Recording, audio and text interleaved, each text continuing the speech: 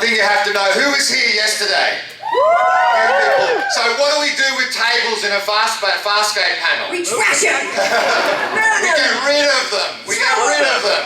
Out the window! So for those of you who weren't here yesterday, you're not about to endure 60 minutes of people sitting behind a table boring you. We're going to spend 60 minutes just making you think these guys are crazy. We don't know what's going to happen. You don't know what's going to happen. How many children are here? I've been told not to swear. I swore a lot yesterday. I apologise in advance. I am not going to swear. I'm not going to swear. It's going to make me look really bad.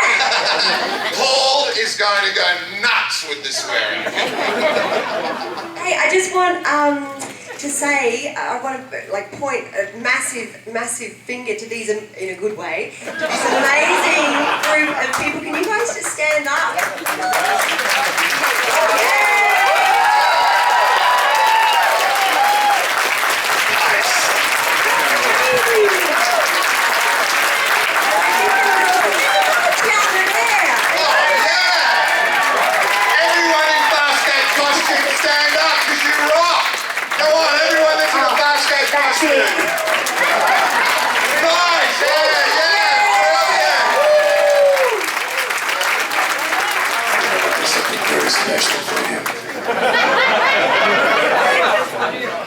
So did everyone survive last night? Yeah. Did everyone party last night? Yeah. Oh, you're disgraceful.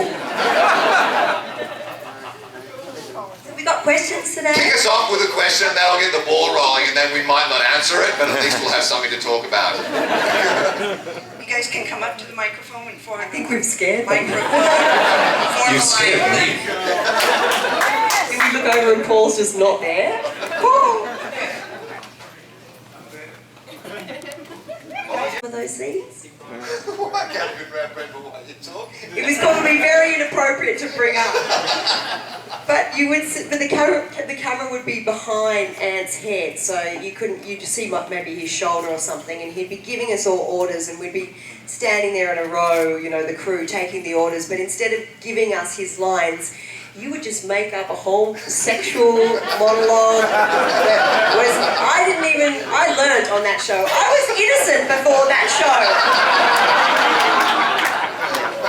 Very innocent. I just want to say that, Ed.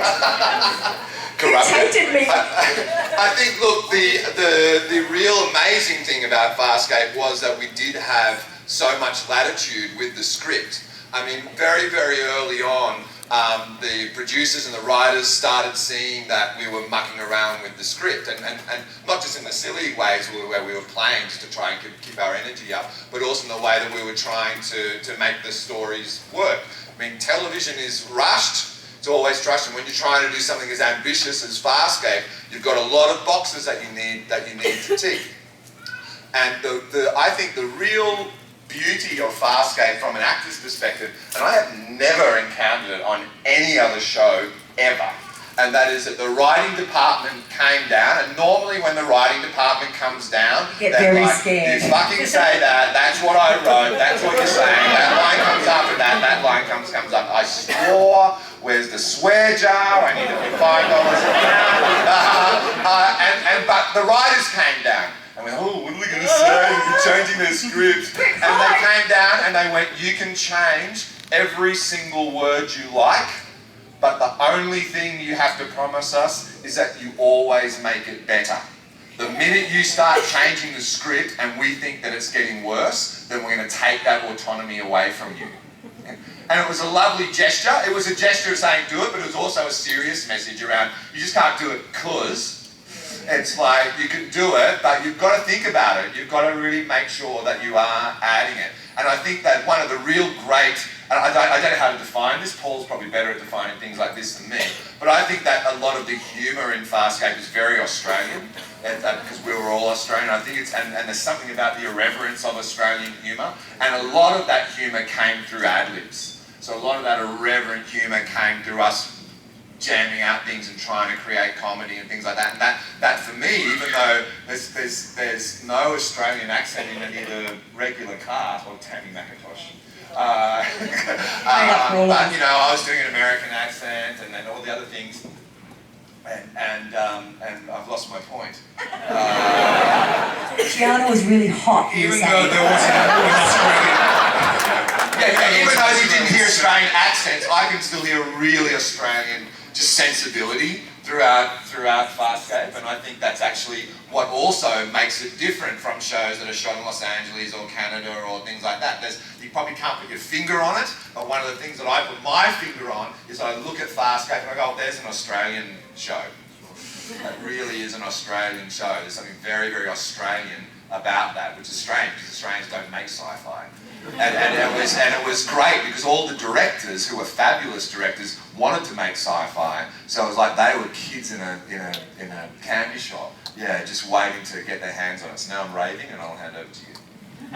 Well, thank you. Next question. It does put me in mind of maybe, I don't know, season 3 or season 4, a new director came on board, and she hadn't directed any of Farscape before, and Ben started doing his normal ad-libs, finding different terms for characters as he normally did, and always improving on the script. And she came down heavy and said, you can't be doing that. And it was such she was so out of tune with what was going on, and I thought she needs to do her homework or at least go and talk to producers. And very quickly, I think somebody talked to her and said, that's what goes on. You actually kind of workshop these moments and it improves. So that was the culture throughout. And it was good because they gave us so much artistic license. Like there was a point where David Kemper, one of the writers and creators, said, look, we're going to bring your sister into the story, and her name's Neri. And I said, oh, look, I took the idea home and thought about it and sort of ran it through my heart, my soul, and my head, and I was trying to connect with the whole sister vibe, and I went up and I had a chat with him and I said, look, is there any way that we could make Neri a brother? Because I'm going through some interesting moments in my life with my own brother, and I think that it would be really good to involve that, my poor brother, just use him frivolously. And he said, yeah, sure. And that's the kind of amazing trust that they gave us, that they knew that we knew our characters so well because we lived and breathed and these creatures for so long, that they gave us so much trust. So that was a very cool part of the show.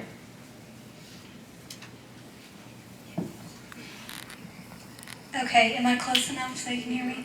I'm sure the guys would like you to come a little closer.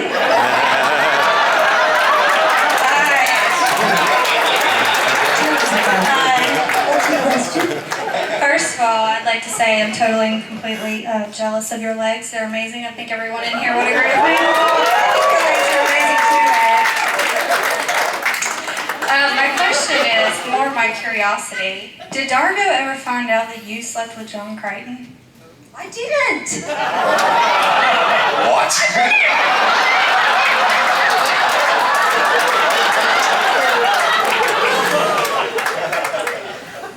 It was all just a dream. That's right. It was late, he was drunk, I was drunk, we were away from home. The wrinkle of time never caught up, so I guess you didn't technically sleep with him, right? Anyway, next question. So my real question is, where do you think Chiana ended up after Dargo died? There is nobody, there is nobody. Oh, that's a really hard question. She probably ended up in Farscape, the feature film. But it was called Gianna's feature film.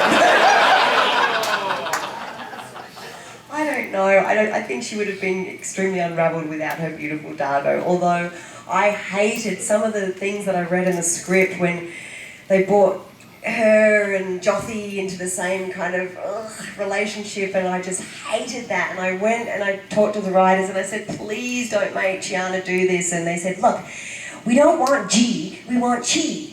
So they just wanted to push the boundaries a lot, but I personally had a really hard time wrapping my head around that little journey, but we went there.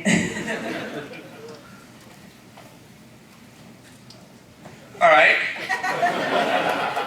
My question is, especially Gigi and Anthony, y'all mentioned that you really wanted to get into this because it was a Jim Henson thing.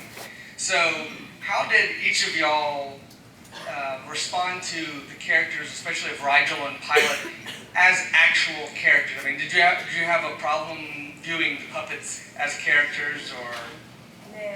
Never. And there was a difference though, because when you're working with Rigel, you were surrounded by a lot of people and paraphernalia.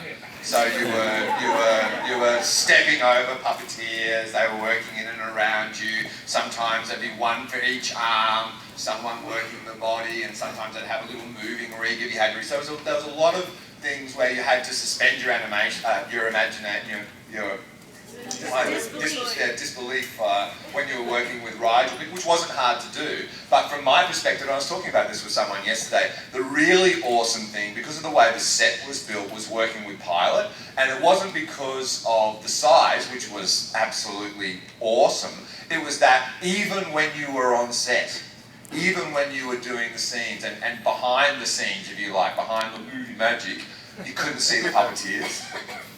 So it was just awesome. Like every scene, like let me tell you how awesome it was. It was like you were actually there interacting with this, in space with this alien being, and every single time you had a scene with Pilot. Sure, sometimes you cut his arm off, but that doesn't matter. Just things between friends. Yeah, a few tunes and everything's alright. Don't worry, cut your arm off, listen to this. But working with Pilot was always just one of those, probably my favourite thing in Farscape, because it was just, you couldn't see through the fourth wall, you know, you couldn't see anything. It was just, you were there with that puppet, and that was just amazing. I too, I wanted to be a Muppet when I was a kid too, so I joined Gigi and Anthony with that dream. When I was a kid, I was growing up and I watched Sesame Street as a teenager. I'd go home and sit and watch Sesame Street for the Muppets, and it was before the Muppet Show had arrived, and then it arrived in my teens too.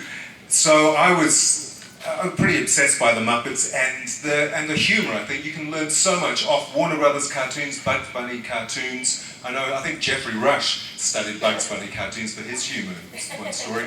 But also off the Muppets, the timing, the fantastic nature of Grover and characters like that, you could learn so much from them.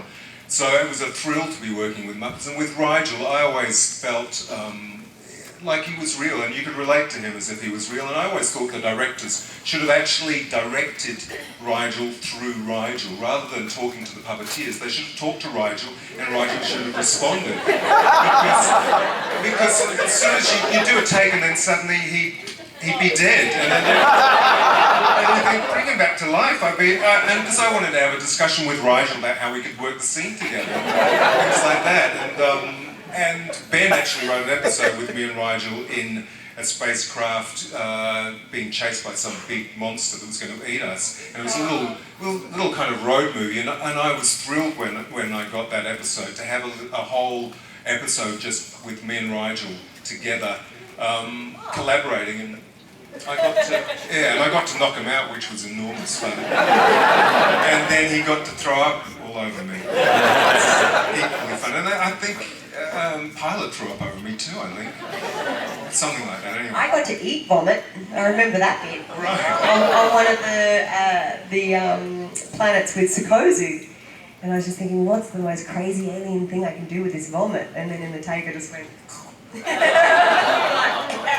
But I always found it really humorous when you did like line run-throughs and stuff like that, like the rehearsal before you actually shot the scene, and Creature Shop would bring in like, you know, the new creatures, or like they're really evil Scarans and stuff, and they look so scary and so terrifying, and so they kind of menacingly walk in, and then they just keep walking into the wall. They can't see where they're going. If someone lets go, you know, they had so much of a rig on. It was quite amazing how they worked them, but I always enjoyed that.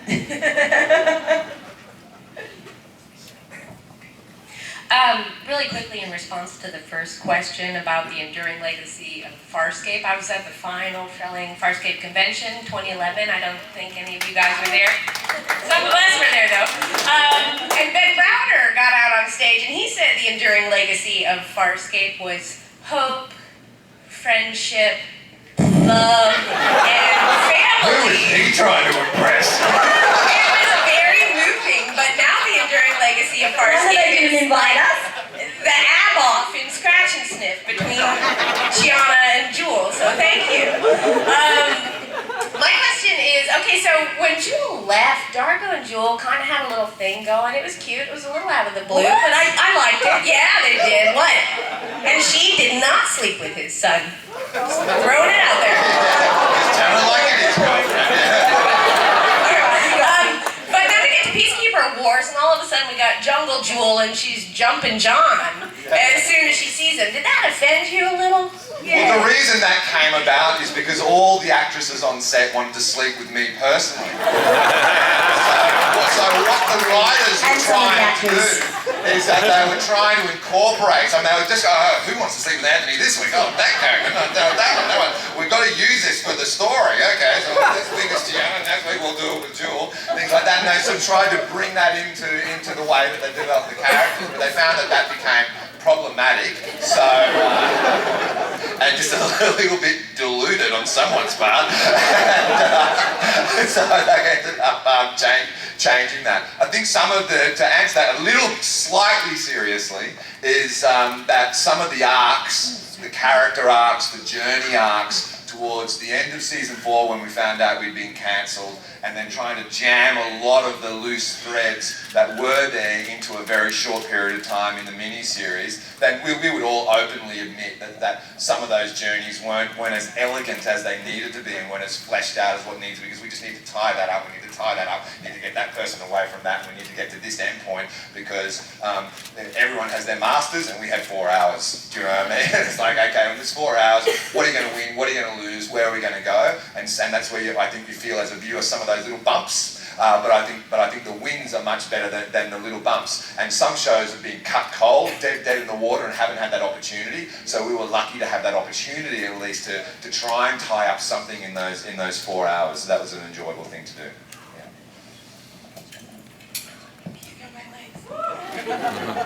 Okay, this isn't gonna make any sense. I'll try and clear it.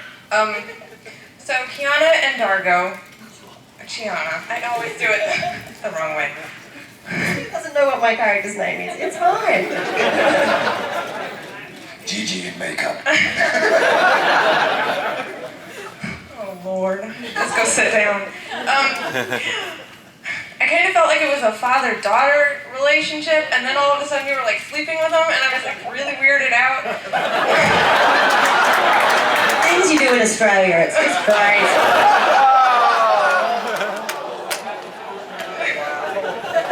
What happens down under? Did it feel that way to you, or are you just like, God, she's hot, or something? I definitely was a little surprised when because they said, you know, Dargo and Chiano are going to hook up, and I was intrigued to see where it was going to go, but personally I felt happy with where it went for a while, and then it got a bit skewiffed with the whole Jothy little sun thing, really went a bit pear-shaped, but other than that I thought it was tip-top. I think I hope you can get a sense of that today, that they picked up on that. Gigi and I love working together. We really bounced off each other well. We had a really great dynamic on set. You can't keep adding characters, so you need to add complexity to the relationships. There are a lot of sexual and relationship issues that both of these characters had to grapple with, so it just made the most sense that will explore them through that Chiana-Dargo relationship. And I think they took it really out there with the Jothy thing as well, and but at least it gave us great opportunities we went through so many stories together that it was just a wonderful experience. And it's great being in a show that lasts for 5 years, because you end up knowing each other's work so well that you can get to a point where you're really pushing each other and really trying to do good and interesting things. Because you can go one of 2 ways. You can either just rest on your laurels and be boring, or you can try and just push the boundaries a little bit and go out there. And we ended up going down the boring road, but we kidded ourselves that we were interesting. thought you were interesting. by interesting to sleeping with my son. Next question. Right. That's loud. Okay, this is a good distance. Okay, louder then. So, one thing I've noticed about, I guess, sci-fi as a spectrum is that on the American end in Battlestar, the reboot and so on, especially modernly, we've focused on drama and interpersonal pain, essentially. And it sounds like on the other end, we've got Farscape, and then in between it, moving back towards pain, British comedy, or British science fiction and fantasy, as well as Canadian. It's a bit more towards where I think Farscape goes that I love, is a full embrace of the joy of exploration and science fiction, and just sounds like it's reflected in the creativity that the cast got and the interaction between the cast and the writers. And I guess I want to say, why isn't there more science fiction out of Australia so we can go back to enjoying it?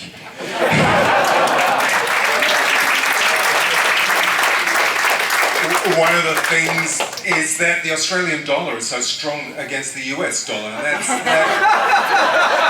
You know, we were very cheap back then. Back in 2000, we were 48 cents. Farscape, the Australian dollar was at 48 cents when we started, and it averaged out around 60 cents during most of the shoot. Then it started to creep higher, and it really just was about the Australian rate versus the US dollar rate and how expensive it became. For most of the last 4 years, the Australian dollar's been about $1.03 Australian to $1. So that's why there's hardly any foreign production in Australia at the moment, because it's just so, the Aussie dollar is just so high. Yeah. That's why the Matrix, or the 3 Matrix movies were made in Australia, was because they were getting twice their bang for their buck.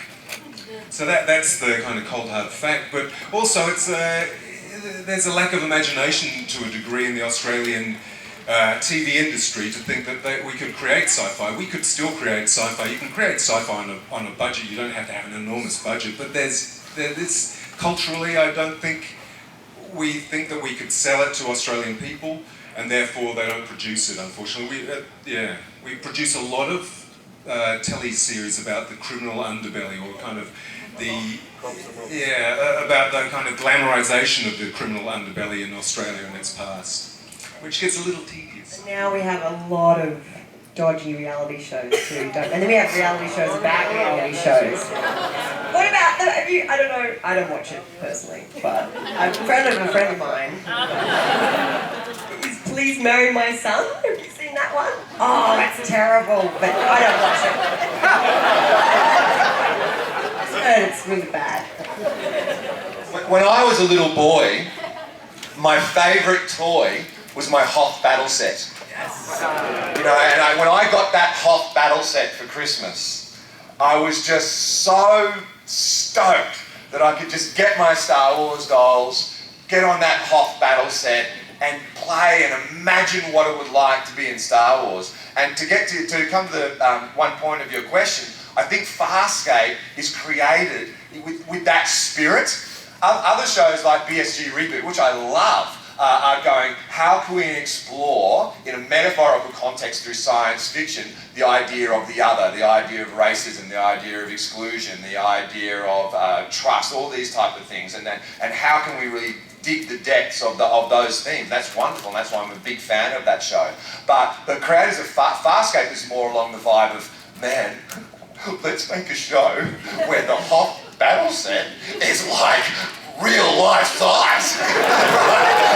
And you get to actually walk around the Hoth battle set, and let's just have all these crazy aliens. Let's have a guy with tentacles on his head, and a guy with only half a face, and then let's have this pilot thing with lots of arms, and let's have this Yoda type guy, and he flies around on a sled. Let's chuck them all together and have him in a living spaceship. That is going to be awesome. And I think that's the mindset of Farscape. It's not trying to be this really, not that BSG is pretentious, don't get that at all, but it's not trying to be more than what it is. It's saying some sci-fi is great just because you have fun, just because you dream, just because you let your imagination go wild, and just because we've all been that kid with the Hoth battle set, just going, I want to be in a sci-fi show, or I want to fly into space, or I want to be a part of something that is just so creative. And that's what brought the joy to Farscape. And that's what I lament in all forms of television at the moment, that you don't see shows that are just out there and crazy, because you can tell the people making it is going, this is just so much fun. And that's the way that we made the show every single day. And that's what I think permeates through every single frame of Farscape, and that's what makes it different from some other shows.